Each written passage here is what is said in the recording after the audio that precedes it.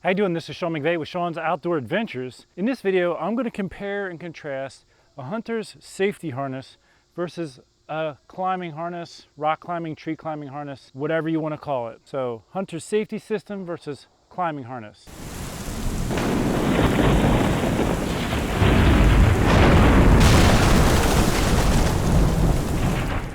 I'm Sean McVeigh with Sean's Outdoor Adventures, and in this video I'm going to compare and contrast a hunter's safety harness versus a climbing harness, whether it's considered a rock climbing or tree climbing harness. A couple of tests I'm going to do is I'm going to intentionally fall out of a tree stand and see how comfortable it is to reclaim it and get back into the tree stand. Another thing I'm going to do is use the one-stick climbing method to climb up a tree and see, can it be done with a hunter's safety harness, or do you pretty much need a climbing harness? Let's go see. All right, I just slid on the climbing harness. It's a little more challenging to put on than a hunter's safety system because you have to put your leg through each of the leg strap parts. Whereas a hunter's safety harness, you typically can go around the leg and clip it in. One advantage though is the metal clips on this hunter's safety harness tends to make a lot of noise. You're best off if you can put something on there to quiet it, some kind of felt. You hear that little cling right there. The metal is clean on this, so it can make noise, which I never liked about that. But let me go ahead and go fall out of this tree stand and climb back in and just see how it feels. So I've simply set up a tree stand about 6 feet off the ground just so we can test this. So I'm going to just take my lineman belt here and put it around the tree. All right, so I am attached to the tree with the lineman belt. Just to give you an example, right now I am attached to the tree with the lineman belt. I can shoot. I don't have the strap up here. With your hunter safety harness, when you come to full draw, you can have issues with your strap right there. And so you always have to be conscious of that. I don't have that issue with the climbing harness. Now let's say I'm going to just try to simulate falling out of the tree. I've never really done that, so this will be interesting. Let's say I fall asleep. All right, so right now, as you can see, I'm hanging on my side. It's just a matter of pulling myself back up, which really didn't seem bad. I'm catching the seat there. That was a little weird. I've never actually intentionally fallen out of a tree like that. I'm back in the tree. So let me go ahead and put the hunter safety harness on and do equal fall and see what happens. I have the hunter safety harness. Now I'm going to just throw this on and get back up in the tree and do it all again. You can hear the little clicks there. Noise that you don't want in the woods. I'm going to take my other lineman belt off of this one before I go back over. I'm tethered in.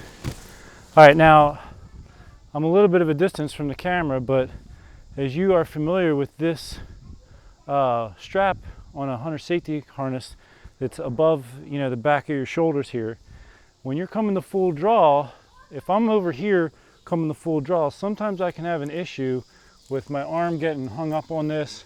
So you always want to try to set it up so that that's not going to bother you. Now I know that in instructions for these, they want this fairly tight. Let me just slide my prusik knot up.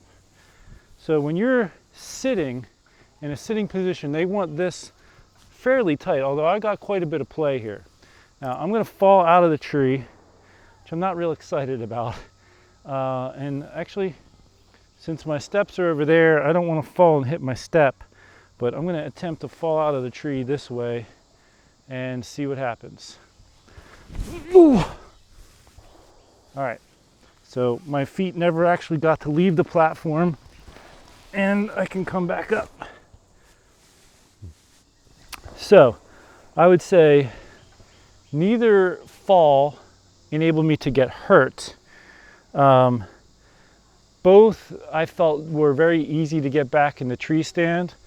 I didn't fall very far. And I'll tell you what, you want to scare yourself a little bit, get in a tree stand and intentionally fall out like that. It's just like, ah.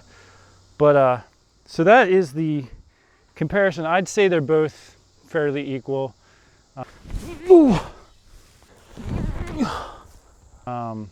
You saw though on the waist harness one, my feet were able to come off the stand a little easier, and I was hanging sideways, although I was trying to be intentional and throw myself off the stand. Point is, both safety systems caught me and protected me from getting hurt, and I got back on the stand with great ease. The next test I'm going to do is the one stick climbing method, and I've got a branch up above me. It's probably about 13 feet or so off the ground. I'm going to go ahead and use the one stick climbing method to climb up and touch that and just see if one harness gives an advantage over the other.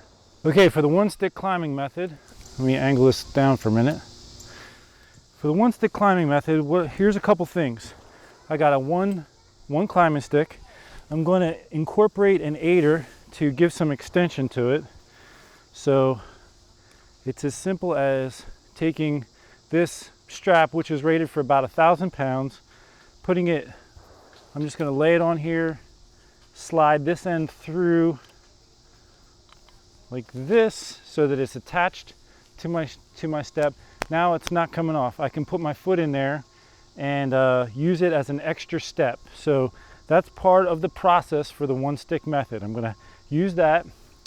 Now I've also made this unit here. This is about an 11-foot long piece of climbing rope, which is rated for a couple thousand pounds. I've tied a Prusik knot on there with a carabiner, and there's also a carabiner on the end here.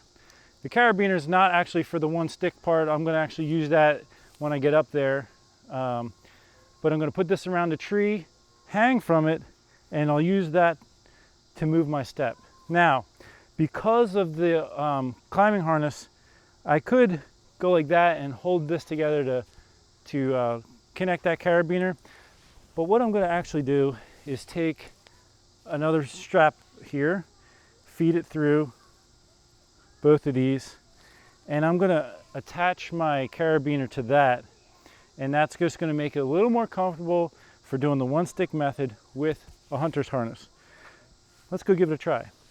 All right, so I'm going to put my climbing stick on the tree, obviously about this high.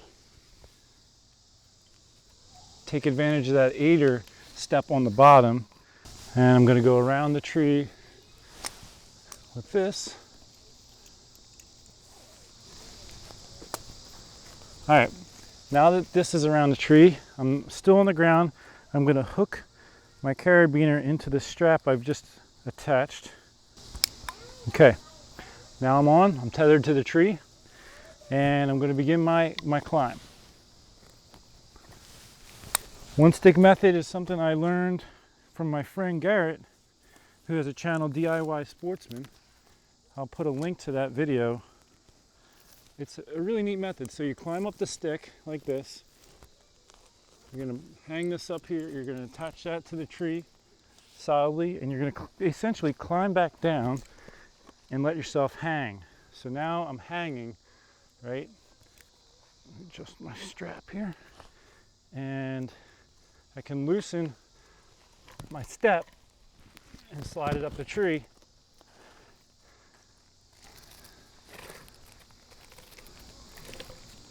And then re-cinch it.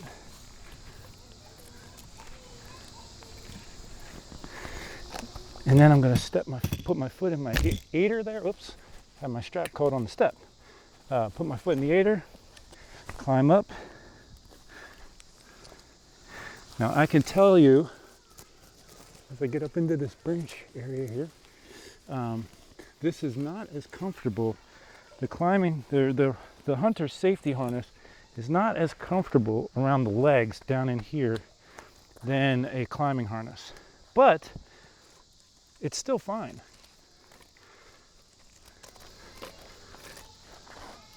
So you wouldn't have to go out and buy some form of climbing harness in order to do this necessarily, although some might recommend it for comfort.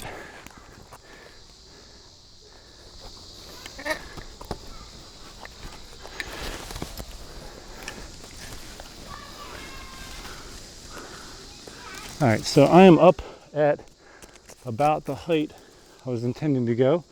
So I'm going to go ahead and climb back down, switch harnesses, and do it again. Here goes the one stick method with the climbing harness. And I could tell, especially in the legs, the climbing harness is a lot more comfortable. Now the harness I have is kind of rated for tree climbing, tree trimming. So it's a little bit more beefed up and padded than a rock climbing harness.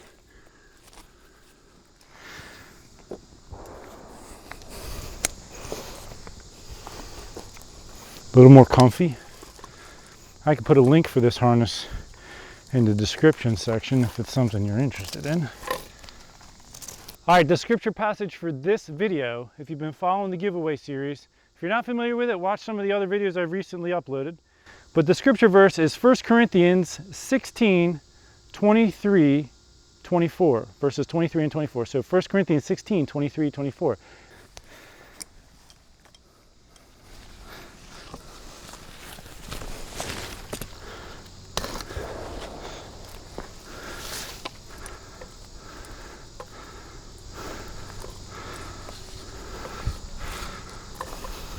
Okay, final synopsis of Hunter's safety harness versus a climbing harness. My particular Hunter's harness is a little louder, clankier with the metal in setting it up than there could be other brands that are quieter. I would say that in the way that I used it, the climbing harness is more comfortable when doing the one stick method. Are you going to be doing the one stick method? Obviously that could play into your decision. Both I felt very confident in when I fell out of the tree. They were both fairly easy to recover from. So I'm going to give the edge to this because of two factors. One is, well, a couple factors. One, it's a little nicer being that's all around the waist and legs.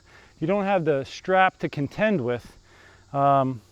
So there's a little bit of ease in that. Also, when it came to using the one stick climbing method, which is something I plan to incorporate this year in my hunting situations, this was more comfortable in the one stick climbing method. As you can see, these leg components here are they're wider, a little more padded, whereas for a hunter's safety harness, they're not intended for that use, and so they're not padded.